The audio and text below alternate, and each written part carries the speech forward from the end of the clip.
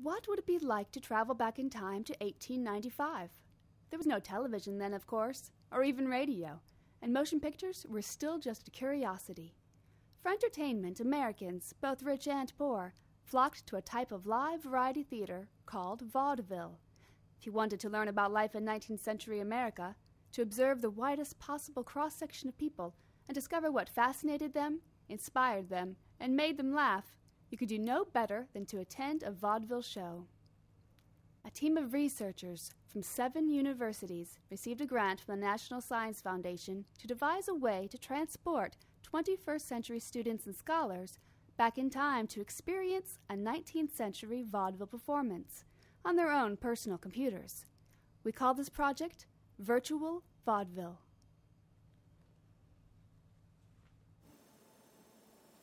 Hello, my name is David Saltz. I'm the principal investigator of the Virtual Vaudeville Project. Our goal is to create the experience of entering a 19th century vaudeville theater. To do this, first we had to create a 19th century theater using 3D computer animation techniques. Then we had to fill the theater with 800 spectators and populate the stage with vaudeville performers using motion capture technology and character animation. The first step in the process was to do historical research. Our team of historians looked throughout the country to find the ideal theater to use for our vaudeville simulation. They chose the Union Square Theater in the year 1895. The problem is that theater no longer exists.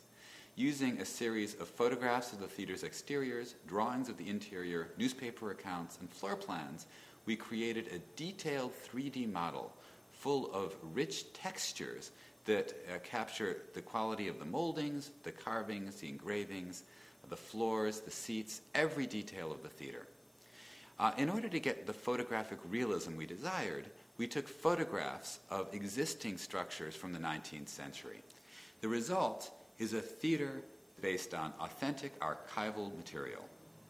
The next step was to select which acts to simulate in our vaudeville theater. Vaudeville consisted of a series of very short, highly diverse routines, everything from animal acts to plate jugglers to singers to comedians. We're starting with 2 acts. The first is Sandow the Magnificent, the great strongman. The second, Frank Bush the comedian. Sandow was one of the most famous performers in 19th century vaudeville. He set the model for 20th century muscle building culture. The likes of Arnold Schwarzenegger owe everything to Sandow the Magnificent. Fortunately, Sandow, being one of the most famous bodies of his time, was thoroughly documented. A scientist at Harvard measured every muscle on his body, and we used these measurements to create an absolutely precise recreation of Sandow's body.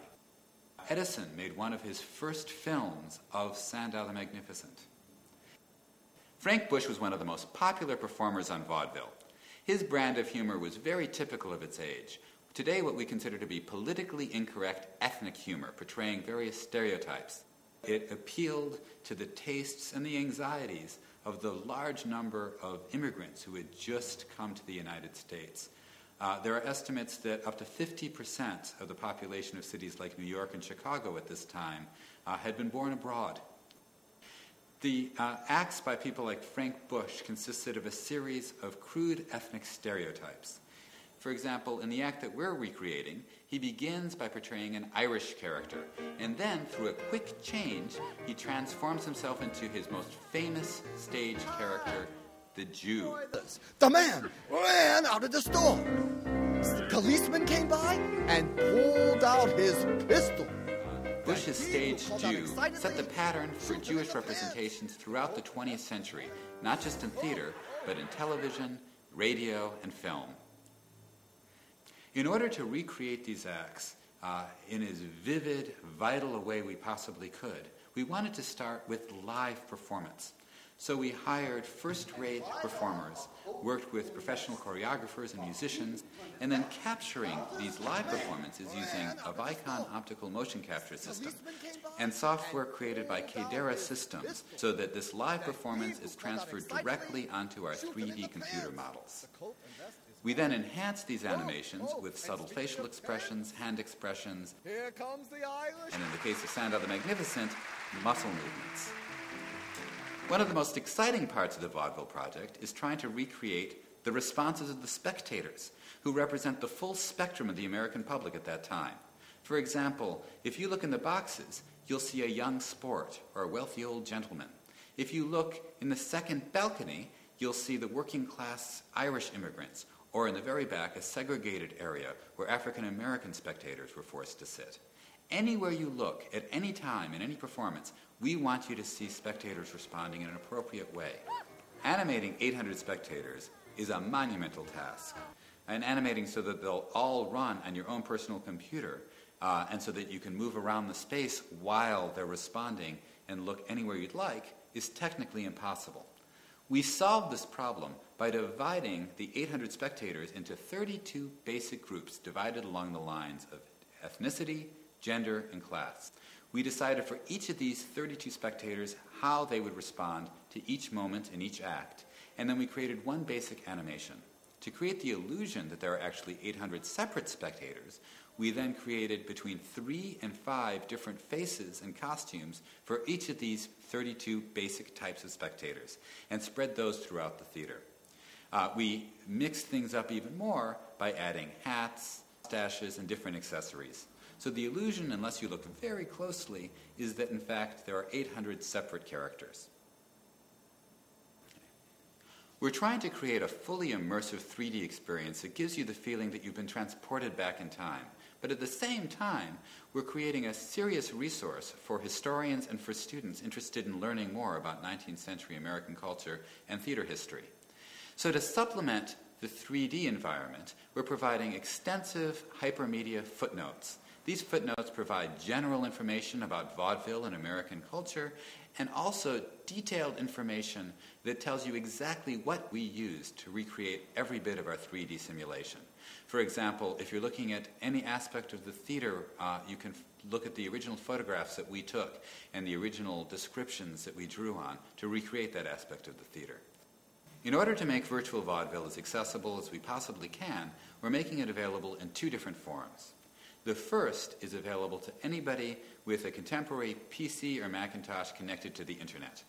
In this version, you can watch the act from one of 8 different pre-rendered perspectives, switching between them and reading the hypermedia content, some of which is key to specific moments in the scenes. You'll also be able to fly through the empty theater using Shockwave 3D. The most powerful version of virtual vaudeville will run only on high-end gaming PCs. We developed this using a professional game development platform called Gamebryo, which is the same engine used to create many high-performance action games. In this version of virtual vaudeville, you'll be able to fly through the theater at will to watch the act from any perspective, or to look at any detail in the theater, or watch any performer, any of the 800 spectators. Currently under development is what we call avatar mode, a mode that allows the user to pop into the head of a spectator and actually control their responses, for example, choosing when to applaud or when to heckle.